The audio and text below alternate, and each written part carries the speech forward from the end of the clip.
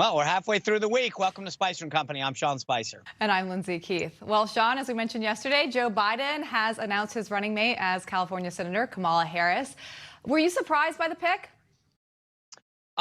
No, not entirely. I always, as you know, I've thought initially it was Kamala Harris. I've become a Susan Rice supporter recently. And look, I told John Bachman earlier today on Newsmax that I've never been so happy to be wrong. I get why he did it, but I think this is going to be a mistake and one that he's going to regret. Kamala Harris is all about Kamala Harris, and Joe Biden wants a partner. He wants a Joe Biden to his Barack Obama. He wants a Dick Cheney to George Bush. He wants a Mike Pence to Donald Trump. And he got a Kamala Harris is going to be about Kamala Harris, not about supporting him. And that's going to be a problem in about 3 or 4 weeks when he realizes that. Why do you think he did it then?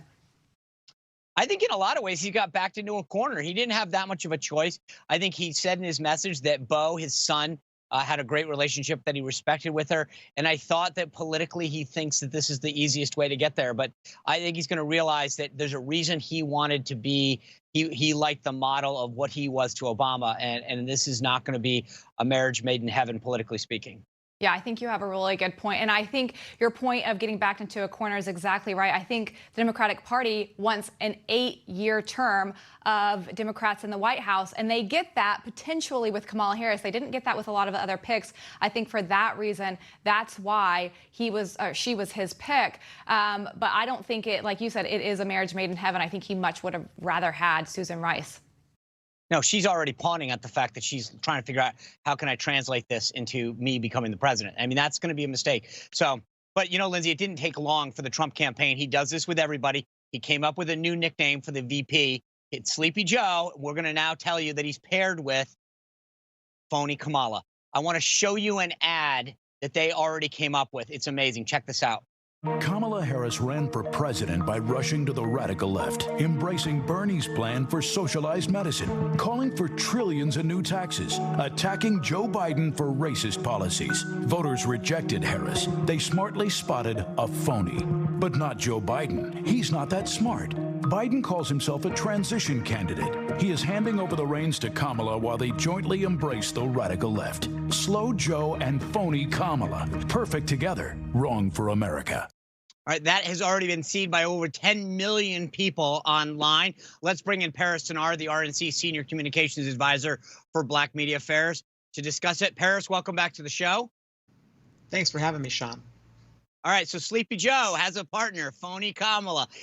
Is this the branding that we expect to see going forward? Well, absolutely. Listen, the president rightfully said that this person that's running on the VP ticket is a phony. And I think when you look at what she's doing, the ad points out that it's hard to imagine someone that has the credibility to look before the American people and say, this person is a racist, that look at the American people and say, this person is somebody who I don't think should be president of the United States, and then flips and just says, yes, I want to join the ticket. She's showing herself to be a phony. And it's unfortunate because it's an opportunistic approach, and I don't think it's going to play well with the voters because they can see right through it. But ultimately, Sean, I think that this ad is highlighting really what this is about, which is the radical positions of both Kamala Harris and Joe Biden, with Joe Biden being at the top of the ticket. So now everything that was wrong with Joe Biden is now wrong with Kamala Harris because she has now fully endorsed his radical agenda that's not going to help the country. I actually think it's the other way around, right? He's endorsing her. I mean, you don't want someone on your team if they don't agree with you. So he's got to at least buy in on some of the crazy extreme things that she says. But Paris, I've always believed that vice presidential candidates cement a piece of the base that the candidate has missing or needs to kind of compound. Do you think that she doubles down on Black women? What is it that she really brings to the ticket for Biden? And do you think that she can expand his base in any way? Well, that's the interesting thing because, Sean, we've seen that the Biden campaign would have you believe that they're doing very well with the Black vote, that they don't need to do anything besides just beat Joe Biden, and they're going to get tremendous support from the Black community. But when you come out and say that you have to have a Black woman as your VP nominee, and you also going to say that you're going to put a Black woman on the Supreme Court, that indicates to me that there's some trouble brewing in the polling and what they're seeing in terms of the enthusiasm, the connection that Joe Biden is really having with the Black community. And that's because I believe President Trump has had such an effective, sustained initiative that has been engaging with the Black community and uplifting and empowering the Black community. His record of accomplishments is very long, and I think it'd be the envy of both Democrats and Republicans alike if they were in his position. And so I don't think that Kamala Harris does give Joe Biden the long-term bounce and increase in voter share that she wants, that they think with the Black community, because her policies are destructive. Her policies are not going to help the Black community.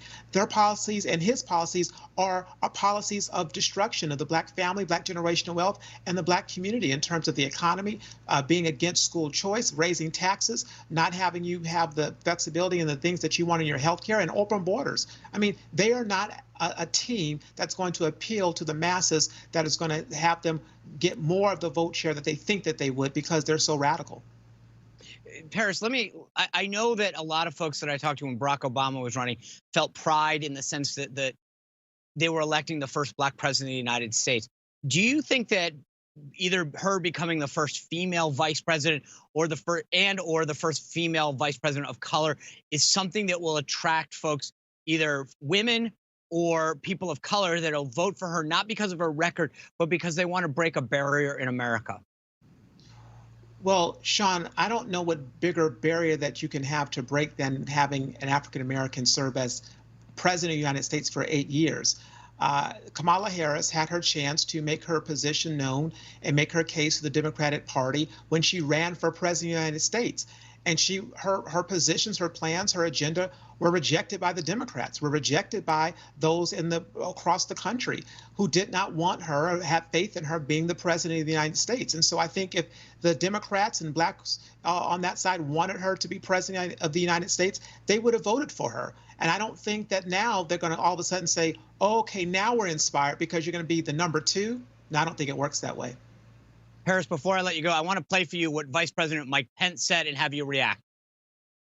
Joe Biden and the Democratic Party have been overtaken by the radical left. So given their promises of higher taxes, open borders, socialized medicine, and abortion on demand, it's no surprise that he chose Senator Harris to be his running mate. All right, so we've got a 1 VP debate coming up. How do you think that's going to go down between Vice President Pence and Kamala Harris? I think that a lot of people are already trying to make the case that Kamala Harris is going to do a great job against him. I'll tell you what I think later, but I want to hear what you think. Look, I think Senator Harris is going to be a strong debater. She showed herself to be a strong debater against Joe Biden and the others. But ultimately, it's going to be about the substance and the facts and the record.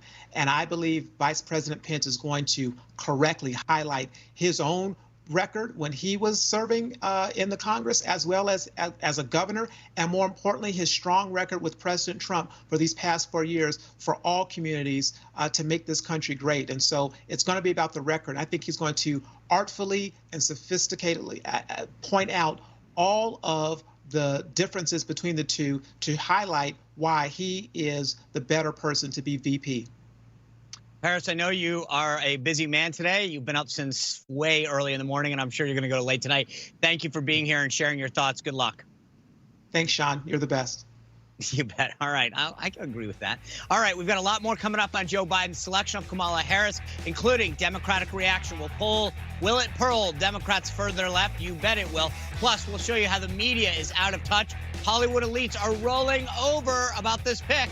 And we're going to continue our China threat series with Texas Congressman Mike McCall and former State Department spokeswoman Heather Nauert. More Spicer and Company straight ahead.